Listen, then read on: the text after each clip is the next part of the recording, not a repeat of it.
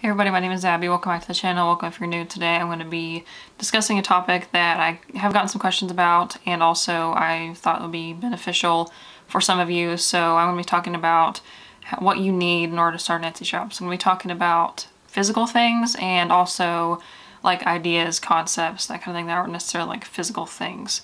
This is going to be a long one. I have kind of accumulated things over the past months and reading like those Pinterest blog articles. So I'm kind of simplifying, so if there's anything you should want me to talk about more in depth, leave a comment and let me know and I will do that for you in a future video. This is going to be a lot of information, just warning you right now. You don't have to like do all of this stuff right this second. You can kind of take each thing one by one and figure it out, you know, make a list. I'll put some notes in the description box as well, like just kind of the key talking points of the things, so that way if you want to come back to this or if you want to just copy and paste that. There's bloggers that talk about like how to start Etsy shops, but they're mainly interested in selling you their like course or whatever. Don't buy any courses, okay? You don't need to. All the information that you need to know is on YouTube for free. So just a little bit of background on my shop and kind of how I'm doing with my Etsy and everything. I own a shop called Quilt Free Stitchery, which I sell reusable, handmade, like eco-friendly things like cloth wipes, cotton rounds, and those unpaper towels. I actually can't call them unpaper anymore because it's trademarked, and just stuff like that. And I also have like scrunchies and drawstring bags and that kind of thing. And I'm working on new products that are like totally biodegradable and compostable. I have an Etsy, and then I also have a Shopify website. So this is going to be kind of a crash course in the things that you need and things to at least think about before you start an Etsy shop. So some of these things you can kind of start without, but I also maybe wouldn't start without most of them. Also, some of these actually don't even apply if you are selling a digital download. So there's a lot of shops that have success on Etsy, which I've also looked into. I'm thinking about going this route at some point, but like printables and like e-downloads, ebooks, that kind of thing, that those you don't need like anything to do with shipping because the product is delivered to the person in their email, so that you don't need to like package and ship any orders to them. So number one thing that you need in order to start Etsy is obvious. It is the product that you're going to be selling. So whether that is like digital downloads or, you know, like my cloth wipes or whatever you're going to be selling, find your niche that has like related items, because I mean you can make that little of everything, a little bit of everything concept work, but I think in the long run it's better to be narrow and have a, you know, a focus, because people want to go to your shop because they're interested in a certain thing. But if there's too much stuff that they're not interested in, they're not going to be looking at, you know, buying more from you. It's also kind of annoying for like inventory upkeep purposes to have way too many different things going on. But again, this doesn't apply if you're going to be doing like unique items or like thrifted vintage kind of things. Then you can have, you know, a bunch of different things. And I would start off with no less than 12-ish products. So you want to like at least fill up your first page to make your shop look legitimate. It looks like you are not necessarily like legitimate or serious about it if you just have like one or two products to start out with. So you want to have a variety. And also something else that I want to point out with this, a tip for later on, and this is one of those things that's kind of, you don't really have to know it firsthand or first off when you start, but I would suggest if you have multiple colors of an item or multiple styles, have them all in separate listings, because it gives you more visibility on Etsy. So like my cloth wipes, for example, I ran into this at the start of like the quarantine and everything when people were buying cloth wipes because they couldn't find baby wipes. I was getting like my listings were getting buried by other people's listings because they had all of their colors in different listings. So that way, like if you look at one page, it was mostly all the same person because you could tell they had the same photo style, same background and everything. And whereas mine, I only had one listing for the solid color ones with all of the different colors in the same listing. So keep that in mind if you're doing like different colors. And also that's easier too if you are, like if you will sell out of a certain color, you can just take that listing, will just be listed as sold out, and then you still have the other ones available. But if you have a listing with like 10 different colors of wipes, then and one's sold out, somebody's going to click off of that because it's like it would be in the picture, but it's not available, you know what I mean? So that was a little bit too much information probably, but hopefully that's helpful at some point to you. And also with this, if you want to decide if you're doing the unique items like I mentioned before, or things that you're going to be reproducing. So you want to make sure that the items that you have are, like the materials are available. So like if you're using, like say if I buy a fabric that's on clearance, that means that they're not making it anymore. So I'm not going to be able to reproduce that item if they don't make the fabric anymore. And then number 2 and 3 are going to be especially if you are looking at doing this seriously, like as a full-time job. So right now I do this full-time. I actually started at kind of an inopportune time when like the quarantine was happening, but I think it's absolutely essential for you, if you are doing it, you know, for not just for fun, but like you actually want to make a business out of it, is to have a separate bank account for your Etsy shop or your small business or your Shopify or whatever. Because I started out with using, I would use my credit card to buy the stuff and then I would pay it off with my debit card, but I was like overspending, and then it was kind of hard to budget my personal items because I've been trying to like pay off debt and stuff, and it was hard to keep track of that. And also at first I was not really watching how I was spending, like buying materials versus my income from the business. So you want to make sure that you have a separate account, that way you can see everything and it's not mixed in with all your personal expenses. So you can, if you want to register your business, you can make a business account, but since my business is listed as a sole proprietorship, I'm like self-employed, so it can be in my name.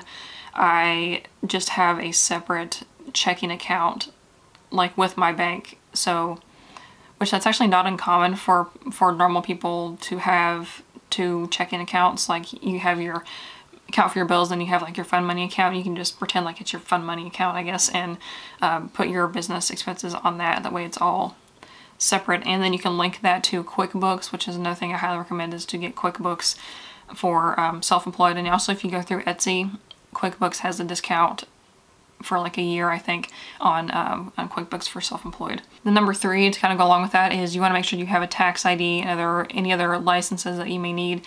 And you can Google for your specific state or your country to make sure that you are legal doing business, especially since I do in-person craft shows.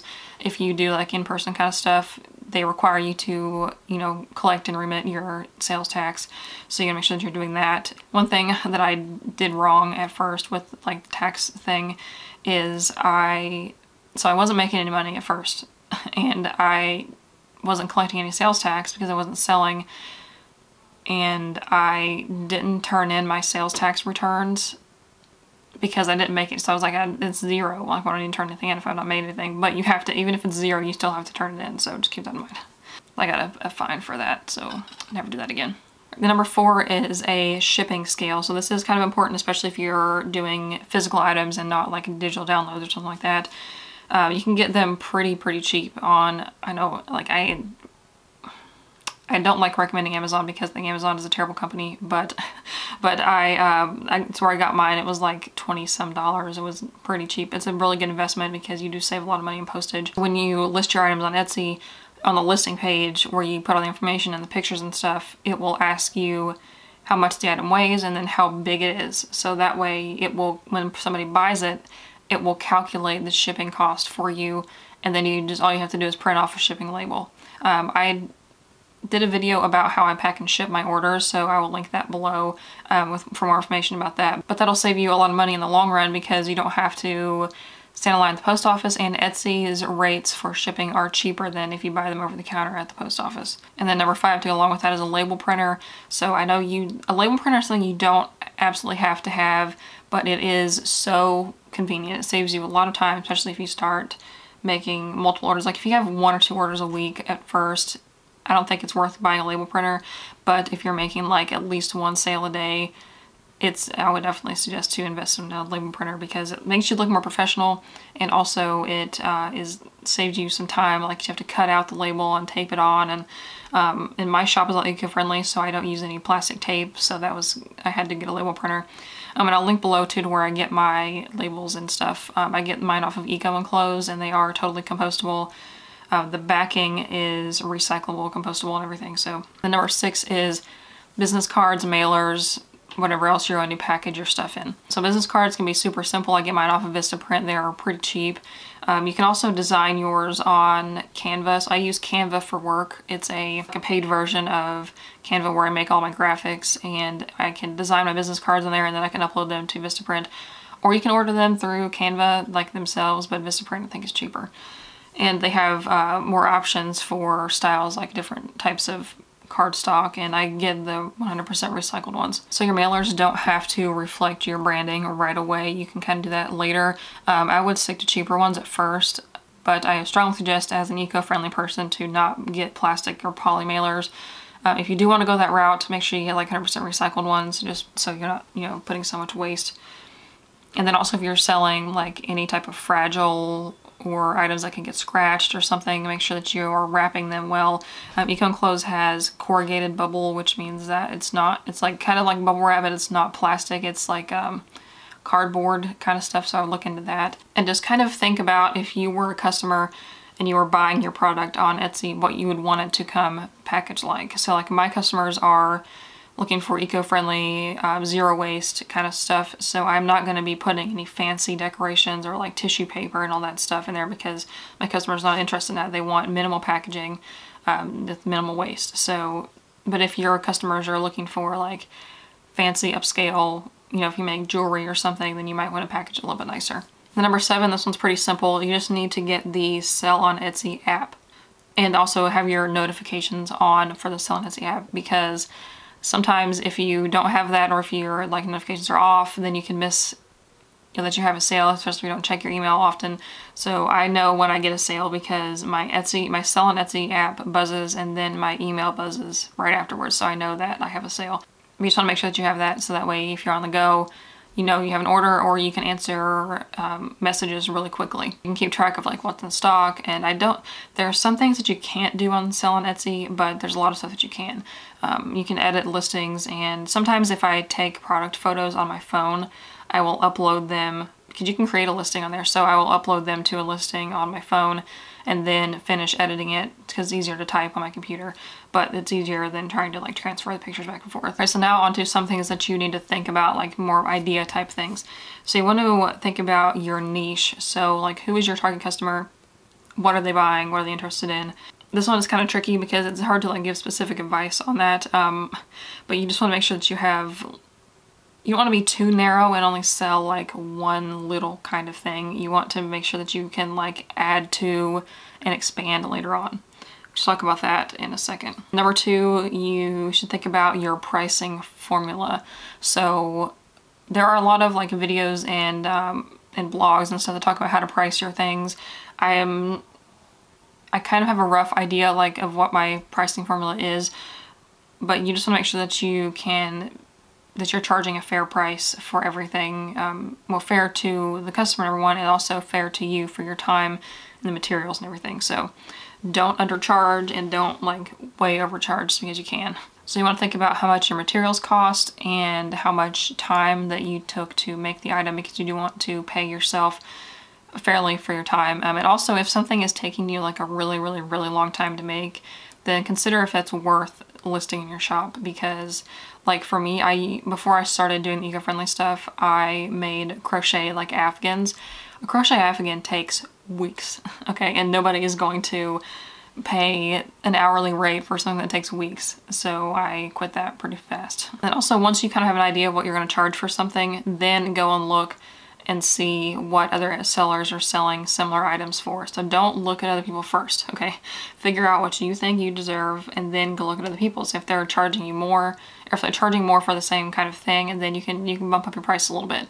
Or if they're charging way less, then you may want to consider trying to like either get your materials for cheaper, see if you can make it faster or something like that. Just because if you're charging more, especially for starting out, people may not go for your stuff, And also what drives me bonkers is there'll be like either new sellers or people who are just doing it for a hobby that are way undercharging, and that's really hurting people who are doing it as a job.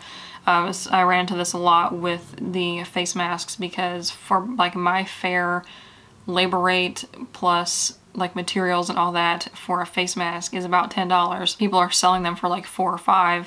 That's undercutting me, especially, well, like big companies are charging way less than that, but handmade ones, which most masks similar to mine on Etsy are about $10, $12. So but that just kind of was frustrating to, you know, be undercharged like that.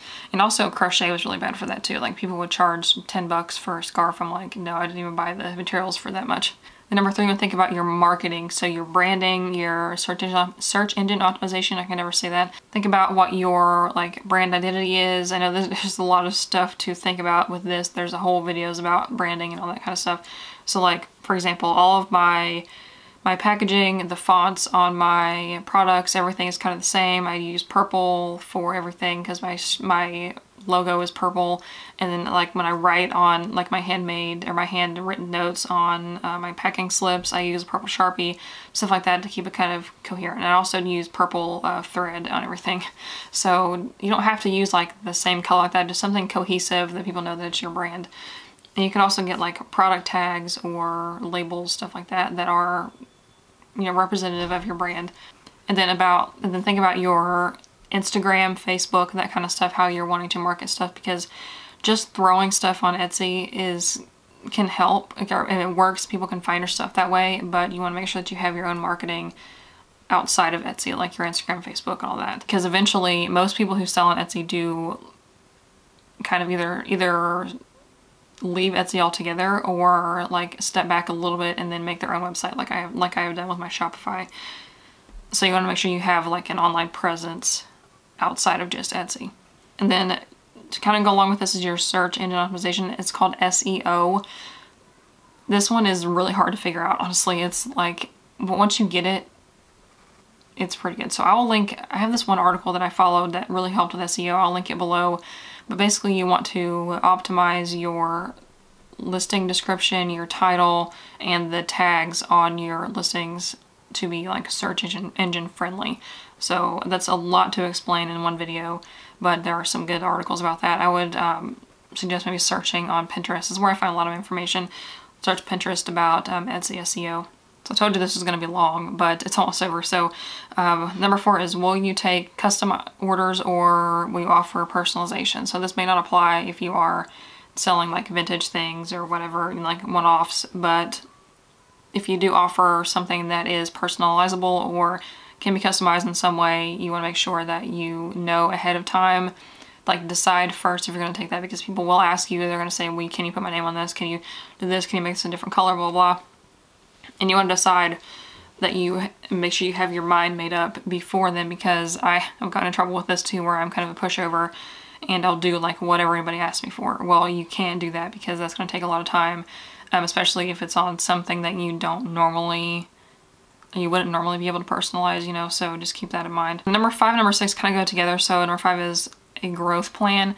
So what are you going to do if you start making all these sales? Like you have to kind of keep that in mind even at first. Like what's your next step once you like sell out every week of all of your stuff? Like what are you going to do next? And then number 6 is new product ideas. So make sure that when your initial launch that you already have like different stuff coming up. Like kind of keep it rolling basically. So one of the tips that I've seen on a lot of Etsy success blogs or whatever is that you need to have new items regularly in your shop to kind of keep it fresh. And the more items you have in your shop, the more likely you are to be seen, because like I said before, you want to have like a search term be like flooded with your pictures. So you know, that you continually have new product ideas. And the last one, number 7, is to just be flexible. So some weeks you're not going to make any money, and some weeks you could make a lot. So I know some weeks recently I have made $0 to like $10, and then some weeks I have made almost $1,000 because of the face masks. So just be flexible with, you know, what happens, and use your downtime wisely to make new things or to redo your branding or you know, make your social media posts, that kind of stuff. So just try not to get discouraged, because you are going to have, like, just like with owning any business, you're going to have ups and downs. So just be ready for that, and don't quit when you have a bad week. So that's it for this video. Hopefully that was helpful. If you have any questions or anything that you'd like me to discuss in depth, leave that in the comments below and I will be sure to do that for you. Give this video a thumbs up if that was interesting, and subscribe so you don't miss any other ones, and I will see you in the next video. Bye.